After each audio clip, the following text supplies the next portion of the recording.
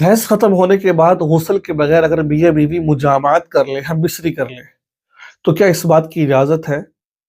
आज हम अपनी वीडियो में बताने जा रहे हैं कि हैज़ ख़त्म होने के बाद गुस्ल के बगैर हम मिस्री करना जायज़ है या नाजायज़ है?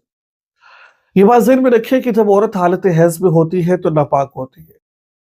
जैसे औरत नापाकी से फ़ारिग होती है तो उसे चाहिए कि वो गुस्ल कर ले। क्योंकि जो हैज़ का हौल है इसके बारे में अल्लाह ताला कुरान पाक में फरमाते हैं, वयसअलूनका अनिल महीज़ कुल हुवा अज़न फ़अतज़िलुन निसाअ फ़िल महीज़। वो लोग आपसे हैज़ के बारे में सवाल करते हैं, आप उनसे कह दीजिए कि हैज़ गंदा खून है, जब औरत हालत हैज़ में हो तो उसके करीब ना जाओ। बल्कि हदीस पाक में यहाँ तक आता है कि जब औरत हैज़ से पाक हो, औरत को चाहिए कि इस मुश्क वाले कपड़े से उस जगह को साफ़ करें। ये मैं हदीस आपके सामने बयान कर रहा हूँ, कोई अपनी तरफ से बात नहीं कर रहा हूँ मैं मफ़हूम आपके सामने अर्ज़ कर रहा हूँ मैं।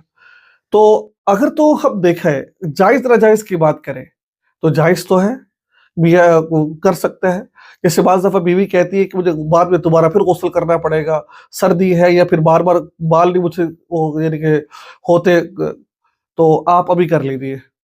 तो कर सकते हैं, लेकिन उसके लिए बेहतर ये है कि एक दफ़ा जाए वॉशरूम जाए, शर्मगाह को साफ़ अच्छे तरीके से कर ले और कम से कम बावज़ू हो जाए तब जाके करे वो, ठीक है? वरना ऐसे भी कर ले तो कोई हर्ज कोई नहीं है।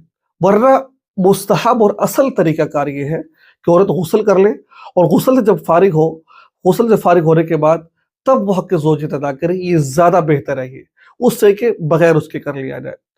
तो रही जायज़ नाजायज़ की बात तो जायज़ तो है, कर सकते हैं और लेकिन बेहतर ये है कि क्योंकि वो गंदा खून होता है और बाज़ दफ़ा इंसान को नुकसान भी पहुँचाता है, इस वजह से बेहतर ये है कि वो इससे पहले क्या कर ले भाई, वो गुस्ल कर ले, गुस्ल के बाद करे वो। तो मुझे उम्मीद है कि आपको ये वीडियो अच्छी लगी होगी, सीखने का मौका मिला होगा, दुआ में याद रखिएगा। अस्सलाम वालेकुम व रहमतुल्लाहि व बरकातहू।